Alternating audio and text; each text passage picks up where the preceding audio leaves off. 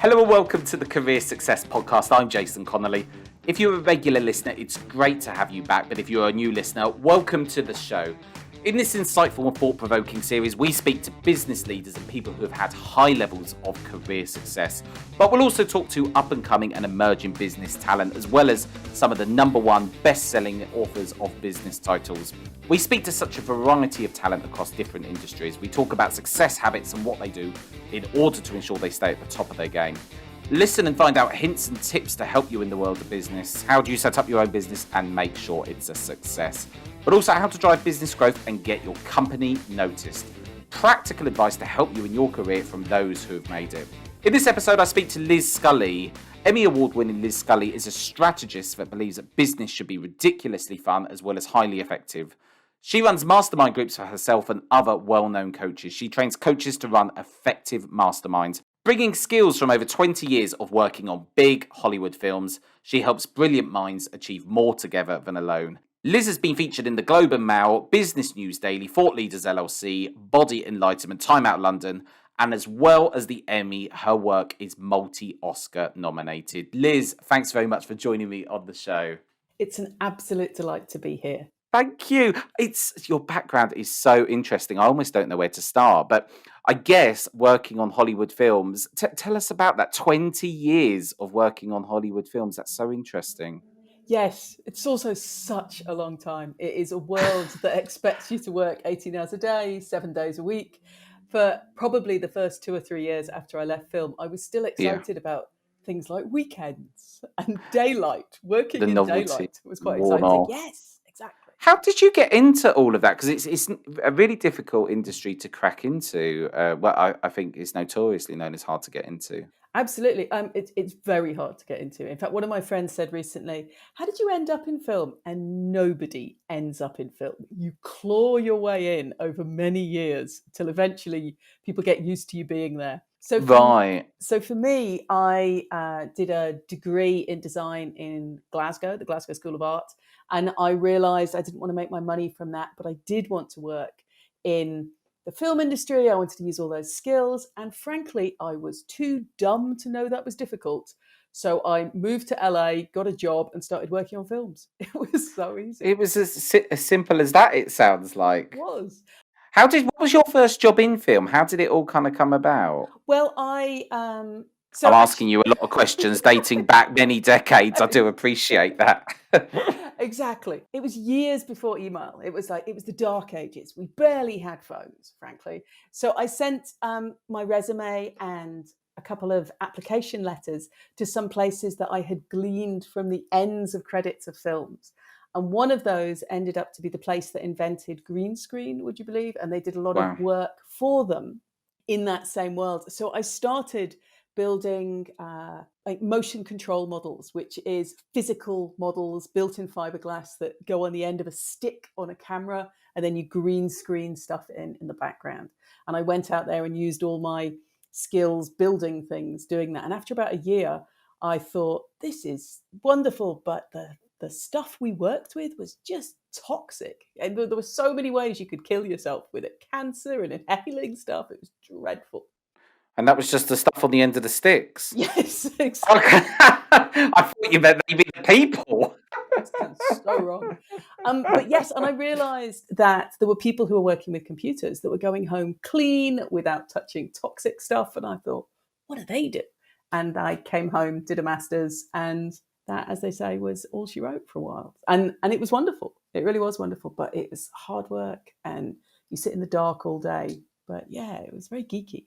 Fabulous. So working in Hollywood, did you learn a lot of lessons out there? What did it kind of teach you? Because to be in that environment for a long time, I'm imagining it must have shaped you as a person in certain respects. Absolutely. So I worked all over the world working on big films. So you learn to work with a lot of people that are, actually the big thing is that everybody is paid a lot of money to be right. So you get very used to working with teams of people and being fairly diplomatic about the fact that obviously not everybody can be right all the time.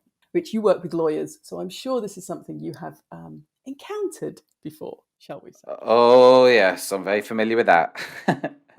So I think the modern day way of working now is about people having a voice and an opinion and maybe trying to add value and saying something that's different. Yeah, was it kind of a face fitting type culture where you want to be agreeable to fit into the crowd, so to speak? Well, to be honest, they're quite happy you having odd thoughts, and strangeness is particularly encouraged when so about half my time was in film and about half was in commercials, ad agency, branding, that side of things. And for that, they really want you to be a sort of genius oddball. That's really what that. I mean, I could have gone to work every day dressed as Daisy the cow, and no one would have blinked.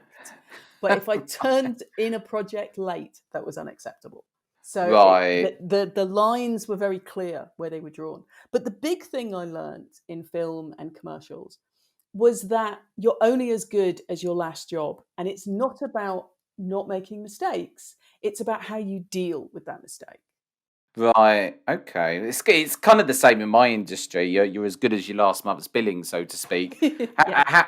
how did you have projects then that maybe didn't go so well that you had to kind of pick yourself back up, from the gutter, so to speak, that didn't go so well? Endlessly. So I worked in visual effects. I worked in lighting for visual effects, which basically means that you work with computers in vast rooms full of sweaty boys, all of whom have been working stupidly long hours. And for a long time, it was all boys. But bit by bit, women started to infiltrate that. It's still, I have to say, very homogenous in color of skin, but that shift to a wider group of people was there as we began with sort of a mix of genders and stuff. So we got used to working with people from all over the world. And then there was that just hard push endlessly. So I got very used to blindingly hard deadlines, very technically difficult Mm. stuff. And because you're working at the cutting edge, even the bleeding edge of technology, the computers just fail. So yes, I have had horrendous things go wrong and then had to turn around to the client and go, so about that deadline. What kind of drove you through those times that things didn't go so well? A lot of this series, we speak to people who've faced adversity, real challenges in their career, and I always find it really interesting to find what drove people through those times of struggles in their career, and when the times weren't going so right. You're right. That is very interesting, and it is. That's I think in the film industry that's the huge part that when things go badly, everyone expects it. In fact, an entire film crew will. We have built into the budgets for film. There is a contingency that isn't extra. It's just for the unassigned disaster that we don't know exactly what that will be yet. And if you've ever been on a film set right at the end when there hasn't been a disaster, oh, it's horrendous. Because everybody is so jumpy because something horrendous is going to happen. We just don't know what it is. And when I work with entrepreneurs now, I find it strange that they don't expect disaster like that. Do you still think the film industry has a long way to go in terms of diversity? It's been a hot topic of conversation in recent years. Absolutely, absolutely. Not just gender, but in just basic diversity. There's a mix of sexuality. That's pretty good. There's increasingly more women, but yes, it is very white in that space. I have to say. Okay, yeah, I think you can't go too far without hearing about that these days, and I think films definitely had a lot of press coverage in that respect. Well, what advice would you give before we sort of come on to what you do present day? But someone wanted to get into the film industry, who's maybe kind of a graduate starting out in their career, or someone that is. I know a guy, for instance, who is trying so hard to break into acting. It's really difficult, and I think well now is a very difficult time to even be in the industry. Full stop. But what advice would you give to someone wanting to crack into this industry from having been there, worn the t-shirt several times over? Exactly, several days running as well on some set. Um, Acting is different, but from the Mm, production and post production side, where I used to be, it's about who you know. And you can develop that by going into work for free for places. So, being a runner, which is basically a glorified assistant, actually, not even particularly glorified, but doing the work, being amenable, being there at 3 o'clock in the morning, being pleasant at 3 o'clock in the morning, and then again at 6 when you have to come back to work. And if that sounds dreadful, yes, it is. That's exactly why you need to be pleasant. You need to be fine with the fact that, yes, you are doing something glamorous, but what you're actually doing in that glamorous place is something very, very prosaic, because we have this very complicated and very clear hierarchy. But the joy of a film set, and this is really what I find working with outside of the film industry now, where it works well, is we've got this very complicated hierarchy, but it's flattened. Because everybody knows exactly what their role is and exactly where their place in the pecking order is, you can have a runner, that lowliest of all assistants, chatting away to a director. But everyone's very clear where that line is. When the decisions have to be made, they'll go to the director. It'll be very clear. When the sandwiches have to be delivered, we go to the runner. Right. Okay, that makes sense. And obviously, you're Emmy Award winning, multi-Oscar nominated. Apart from those, or perhaps those moments themselves, what was your kind of highlight of working in the film industry? What was we've talked about some of the struggles, but tell us about some of the highs. Well, to be honest, it's sometimes one and the same. So the most stressful jobs are the most memorable ones. And often they were nominated without actually being that good. Because the joy about visual effects is they're the sort of films that are summer blockbusters that you simply forget. They are very forgettable films. They are not the war and peace of the film world. Stuff gets blown up. I used to build cities, and you would see my cities on fire, and at night, and at daytime, and under a waterfall. And I remember I worked on the film Poseidon, the remake, which was dreadful and was nominated for an Oscar for VFX. God knows why, because it wasn't a very good film at all, but it looked beautiful at the time. It has now dated horribly, as all VFX has. But I worked on that show. We did 9 months, pretty much solidly 6 days a week. And when I sat in the cinema at the end, it was 5 seconds of footage on the camera. It was horrible. Wow. It must have been kind of quite nostalgic in some ways, but you could have spent absolutely ages working on something which could have been so minuscule in the grand scheme of a film, which was so technically complicated. Or you could have done the complete opposite, worked on something for ages, which was, your work in a film is very, I think what I'm trying to get at is it could, the actual reward and what you see and what's coming out and what the end product is so different from the actual work and the investment that you've put in. Did you kind of feel that some of the films that you sort of worked really hard on, put tireless, amounts of time into to see such a small kind of end visual goal? How did that kind of sit with you? Was there kind of feelings that you had internally, which was you thought, God, I've worked so hard on this, but the end result and what I'm seeing is so different to the time invested on my side? Completely. Although in some ways, I mean, the reason it was such a small amount of film time was that what I worked on for Poseidon was the moment where the boat flips from right way up to wrong way up. And they shot it there was real footage of things tumbling. Then there was our computer graphics stuff. And it had to be nature identical for that stuff. For it to Right. work, it's hours and hours and hours of work with many people, hundreds of people to get that to work. And the same with, I remember there was a time when we were faking documentary footage, animal documentary footage, which happens all the time, but is never mentioned. And I was doing it with a team, a fantastic team actually, I probably shouldn't say who it was for, but a extremely well-known, extremely well-known company that you would have heard of. And there was a new producer on that show, and she was ecstatic with the work we were doing, as she might be, because you truly couldn't tell what was a real butterfly and what was our butterfly. And it's the sort of footage, that whenever you look at a wildlife stuff, you think, how did they get that shot? They didn't. A room full of geeks like me did that. The secrets. I'm learning so much. That's really interesting. What was it that was kind of most rewarding for you? What was it that made you tick? Was it kind of the technical stuff, or was it the kind of end visual goal, or was it the motion picture in itself, or what was it that you thought, yes, this is what makes me get out of bed in the morning?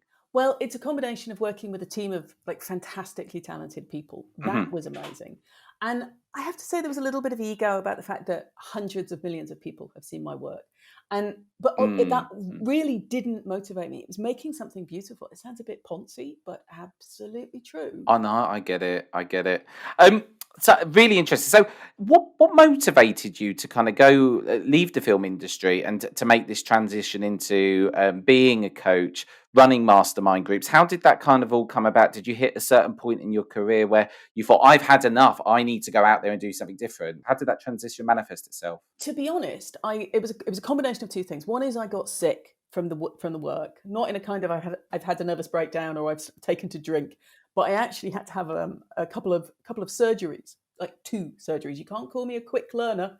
I didn't learn from the first time. I had to have it done again, and I realised that I was beginning to run out of things they could cut out of my body as a result. I hated to sound dramatic about this, but I sat in a bar and I actually made a list of things that I could lose. Like I have 2 legs. I probably need those. I could probably lose an eye. I could probably lose a lung. And I'm like, this is madness that I'm even thinking like this. Was this stress kind of, was this to do with stress? Do you think that was kind of a manifesting, Oh, a factor? absolutely. Truly, I worked 7 days a week, 18 hours a day for at least half of the time I was there. If you leave a film crew at 6:30 at night, and I'm sure many of your lawyer listeners will understand this, if you leave at 6:30, you go out to a hail of people shouting, part-timer. It's just awful. It's true. City lawyers will work. Well, it's a meat grinder. If you work in the city, you'll be working all day on UK hours, and then you might have a corporate deal that's going on in the US, and then you find yourself working till 10 o'clock at night, East Coast or West Coast time. This isn't the first time I've heard this in a podcast and speaking to someone about how people have got to a point in their career. This was only 2 episodes ago with a lady called Laura Dibonetto, who wrote a book called The 6 Habits. She was getting internal bleeding and really ill, but it was all kind of stress manifesting. And I found this to be so insightful, even myself running a business. But people get to that point, and it's such a shame that people have to get to that point to feel, in that way, to have these problems, to then take that action to adjust that. Was it kind of the passion that just kept you going through these kind of illnesses? Why didn't you stop sooner? I think so. It's also, I'll be honest, I know I'm asking quite personal No, questions. no, I no, think it's this is fine. so relevant to people who are Exactly. struggling. But I think it's a combination of 3 things, really. One is I was loyal to the team, wherever the team was, because obviously that's the same people you see in different films, different shows. So it wasn't always the same company, but it was the same groups of people. So 1, it was the team. You don't want to let anyone down.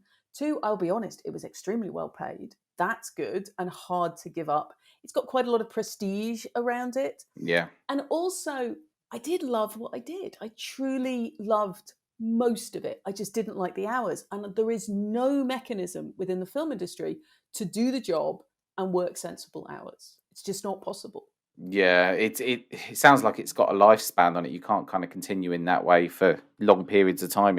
You're going to run yourself into the ground. Because I'm not an expert on Hollywood or an expert on the film industry. Is there kind of a lifespan where people can, work behind the scenes into their kind of late 50s, 60s, late 60s, or, due to the kind of those expectations around what's expected? You Yeah, no, can't. absolutely. Well, when I first joined the industry, it was assumed that after 10 years, you'd be burnt out. And while I was Right. working in the industry, that went up to 20 years. Now, it's about 10 years since I got out. In fact, even the Yeah. fact I think of it as getting out, that's a bad sign. But I would imagine it's probably gone up a little bit.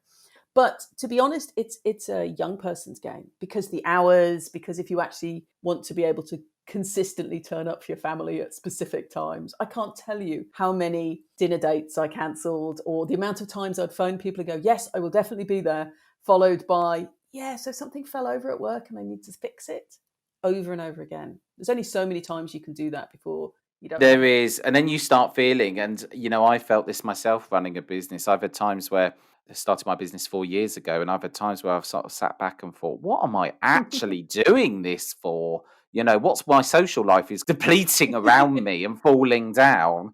And then, yes, okay, I'm making lots of money, but am I actually happy? It's 2 very different things. And I think a lot of throughout this series on the Career Success podcast, talking about career success, a lot of the conversation has actually gone back to happiness and people, how they get into these states of work, work, work, work, work. And to a point where, even you said yourself, people are having illnesses and not feeling well, and the stress is manifesting itself in all these different ways.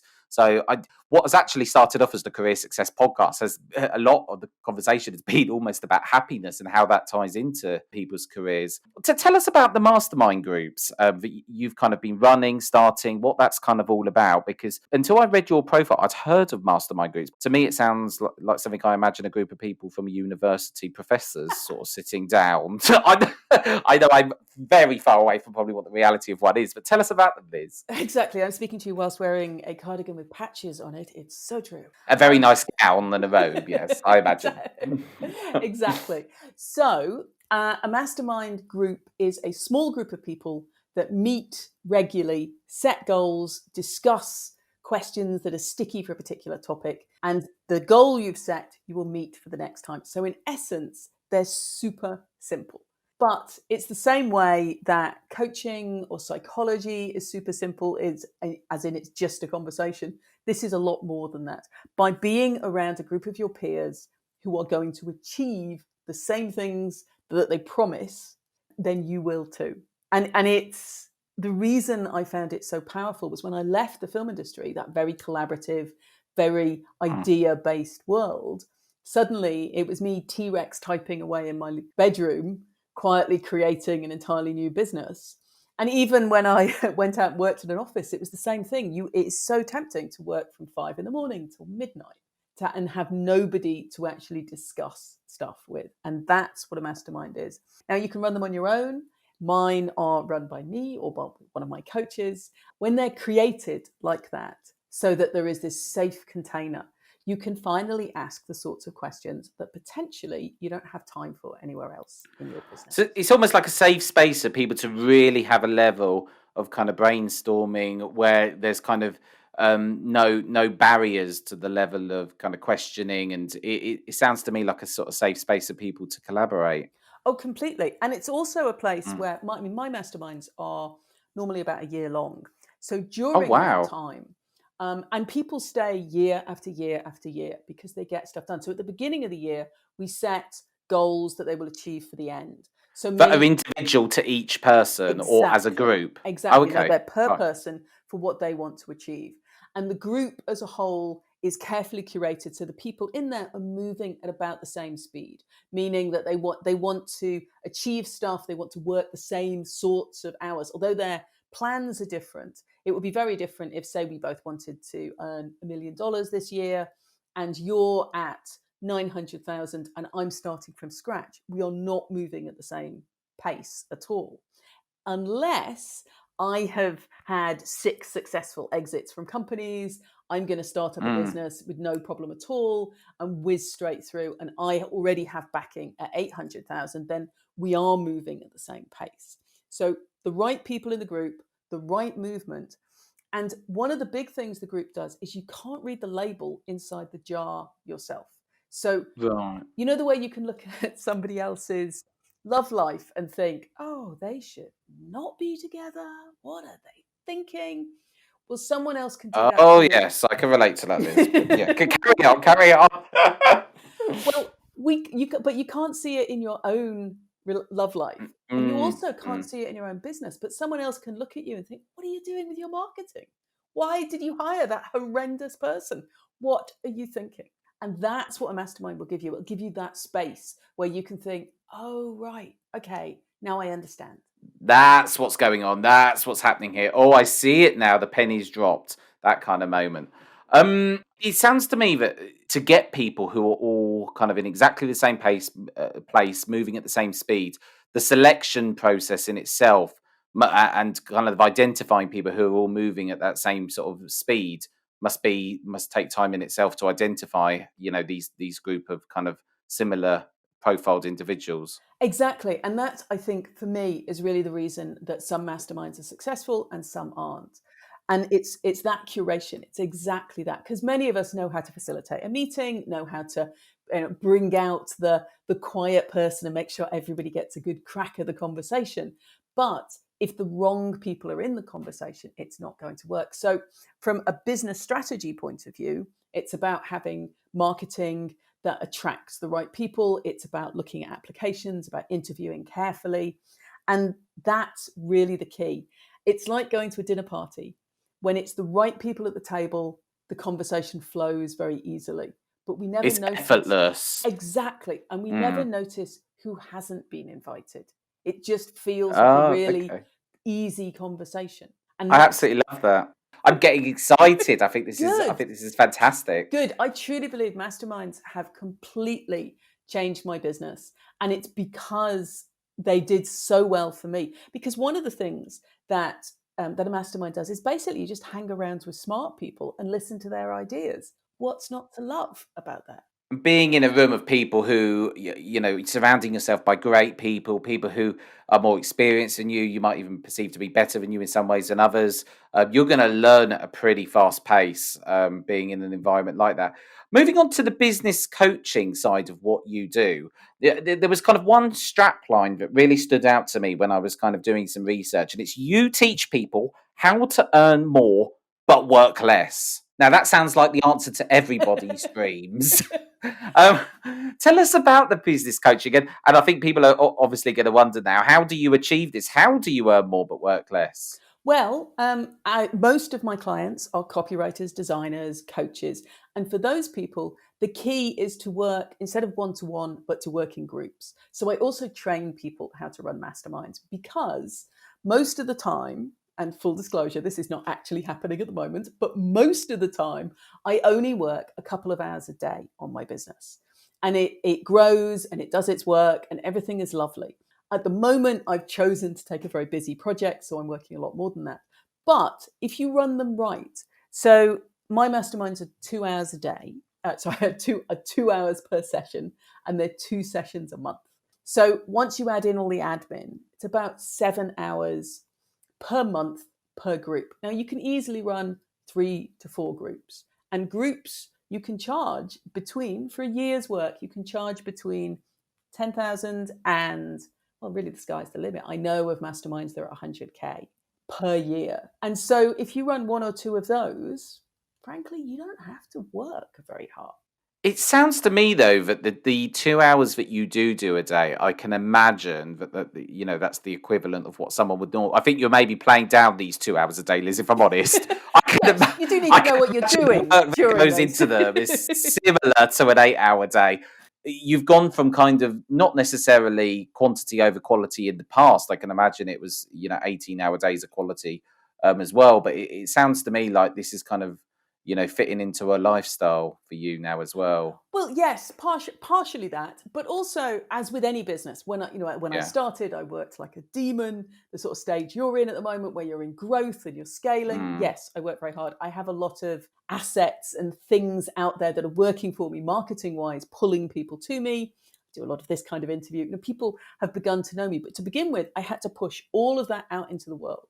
Now I've become known for doing this kind of mastermind, for running them for other people, for training people. So now I can do sort of maintenance marketing. And the actual running of the mastermind is really very little. But you're right. You have to know what you're doing. You have to concentrate like you would not believe. Those 2 hours, sometimes I am as tired as if I run a marathon. I can imagine. What you've done is what I teach a lot of people, and I've spoke about this before. I don't think it's enough in this modern day and age to just be good at your job, just be competent at what you do. You've got to kind of build a personal brand, and if you build that personal brand, the work flows to you. And I think you're an absolute kind of prime example of someone that's gone out there, really, put in that effort to become a brand, become someone that is well known, and it sounds to me that that's really paid dividends for you at this stage in your career. Thank you. It is also something you can't stand still on. So I'm going to launch a podcast. I'm writing a book called Think Like a Film Crew, which is about the things I learned in film that are useful for you. You have to keep going at this stuff, as you know. That's why you're doing a podcast, presumably. Yeah, indeed. It's. I think it's because the podcast for me all kind of started really that I wanted to sort of speak to interesting people, and it was about for me. It was about kind of letting people get insight into what people have done in order to become successful. And as this journey's gone on, and I'm still evolving as a person, I think success is such a kind of term that means different things to different people. And what does success mean to me? For me, it means ultimately happiness. But I don't, when I first started my business, Liz, oh my God, I was working all hours of the day. It was about turnover size, growth, these milestones that we hit. And I think you get to that place where I was unwell as well. I got to a place in my business where I wasn't great. I was very unwell. And I think it kind of realigned all of, what I'm trying to achieve. So tell me about, we're sort of coming to the end of this now, and I can talk to you for several hours actually.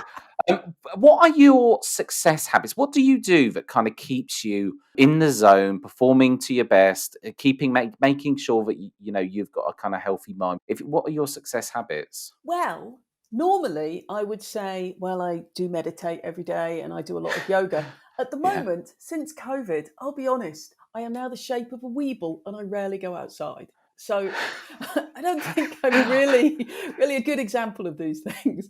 But the only good thing I have done for my body recently is I bought, this is going to sound ridiculous, I bought a dehydrator, which is a little very slow oven. And instead of eating unhealthy snacks, I dehydrate pineapple and eat it like it's crisps. It is the best thing on the planet.